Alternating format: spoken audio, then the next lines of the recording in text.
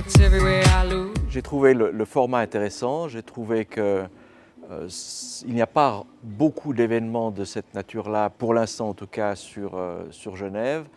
Et j'ai trouvé que le format était un petit peu différent de ce qu'on avait l'habitude de voir, des expositions assez traditionnelles, des formats. Et probablement également ce qui nous a attirés, c'est la qualité des intervenants et je dirais la profondeur du contenu. C'est vrai que pour l'instant en tout cas, puisque ce n'est pas tout à fait terminé, je suis assez intéressé par les différentes interventions qui ont eu lieu ce matin en tout cas.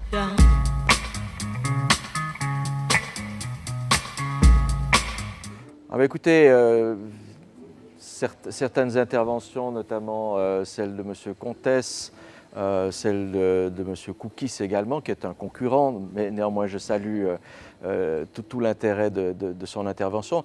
Je crois que c'est un colloque qui ne se focalise pas exclusivement purement sur la technologie, mais plus sur l'interaction de la technologie et des mécanismes financiers, des systèmes financiers, et finalement des clients, des utilisateurs, des consommateurs ou des consommateurs, comme le disait M. Comtesse. Et puis, ce que j'ai apprécié également, c'est le fait qu'il y a un vrai débat, parce que ce qui est intéressant, c'est que tout le monde n'est manifestement pas tout à fait d'accord, ni sur les impacts, ni sur l'évolution, et c'est ça qui nourrit le débat.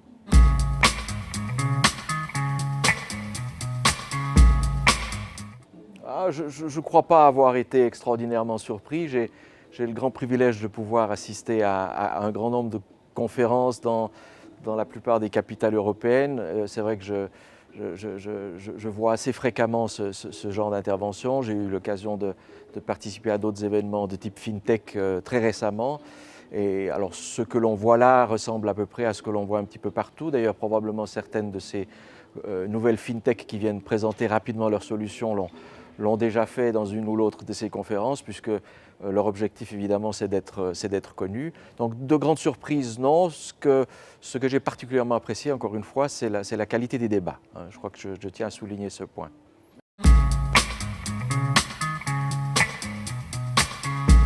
Moi, je pense que ce qui serait intéressant, c'est d'avoir un peu plus de banquiers qui viennent témoigner. C'est vrai qu'on est au début du phénomène, donc c'est assez naturel que ce ne soit pas encore tout à fait le cas, puisque le phénomène FinTech, globalement, est un phénomène qui date de 2 ans. Il y a eu une année encore, où là, on commençait à connaître le nom, mais on ne savait pas vraiment tout ce qui se cachait derrière. Je crois le retour d'expérience, parce que beaucoup de banques font aujourd'hui des expériences FinTech, travaillent sur des sujets FinTech. Et je pense que le retour d'expérience et la valeur ajoutée de ces expériences sera, à mon avis, intéressante. Mais effectivement, il faut attendre un peu de temps. L'année prochaine sera intéressant.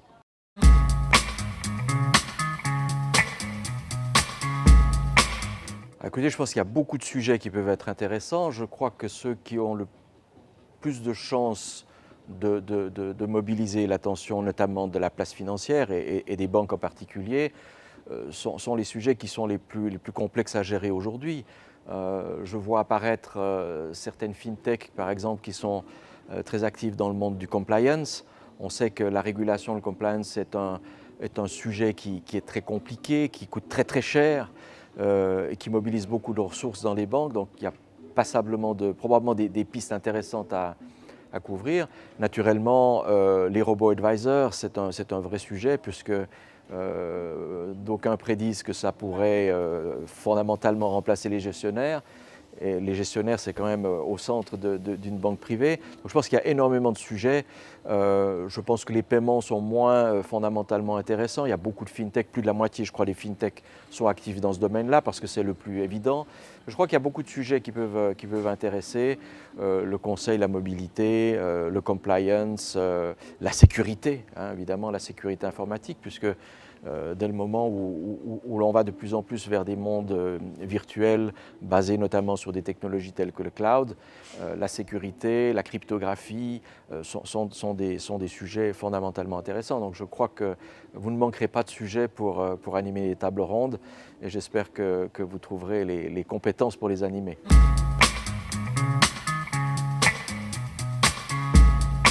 Alors si on s'en tient au monde de la banque privée, puisque je ne vais pas parler du monde du retail, qui naturellement est encore plus impacté par les fintechs, puisque l'objectif c'est d'atteindre un maximum de clients.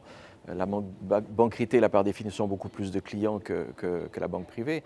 Mais en ce qui concerne la banque privée, parce que c'est plus particulièrement le domaine qu'on connaît très très bien, je pense effectivement que les banques n'ont pas le choix, elles se doivent absolument d'anticiper un petit peu le mouvement, de proposer des nouvelles solutions à leurs clients, d'améliorer leur expérience, d'améliorer le conseil, assurer la loyauté de ces clients avec leur institution, sous peine de prendre le risque peut-être de les voir changer d'établissement. On le sait, la génération X dont on parle a tendance à être relativement loyale et relativement stable. La génération Y, elle, a beaucoup plus tendance à faire son shopping, si je peux m'exprimer ainsi, de manière beaucoup plus volatile entre les différents acteurs. Donc je pense que c'est sur ces points que les banques vont devoir travailler. Nous, en tant qu'éditeurs de logiciels, on est évidemment au cœur de cet écosystème. Un core banking, c'est vraiment le centre névralgique d'une banque. Les fintechs, elles, ont plutôt tendance à s'adresser à la partie expérience client, donc le contact avec le client.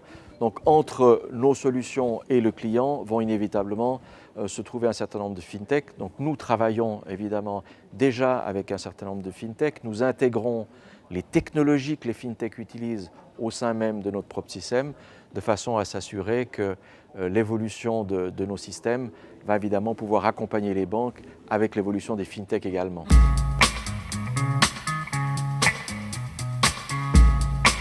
Je pense que notre rôle est celui que nous avons. C'est un rôle aussi de stabilité des systèmes, de sécurité. Je crois que les valeurs qui caractérisent la place financière suisse et les banques suisses en particulier, c'est la sécurité, c'est la qualité de l'exécution. Nous répliquons ces valeurs au sein même de notre société pour la simple et bonne raison que c'est ce que nos clients exigent évidemment aujourd'hui de nous. Mais ils exigent aussi plus de capacité de réaction, de pouvoir réagir aussi de plus en plus rapidement à des changements qui sont de plus en plus nombreux. Je ne parle pas uniquement que de l'aspect régulatoire, mais également tout ce qui concerne le métier lui-même et l'évolution du métier. Donc je crois qu'effectivement, on est dans un écosystème dans lequel les banques souhaitent évoluer rapidement. Elles intègrent des fintechs effectivement pour des raisons culturelles, également pour des raisons de solutions. Et nous allons tout simplement suivre ce mouvement-là en collaboration avec nos clients, en apportant également nos propres idées.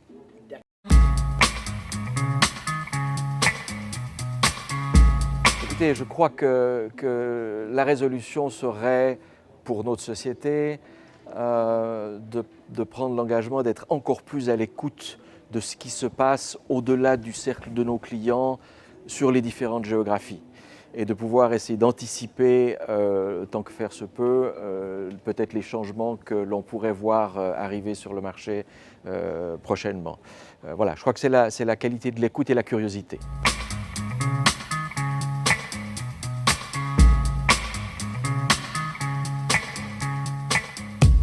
It's everywhere I look, from Las Vegas to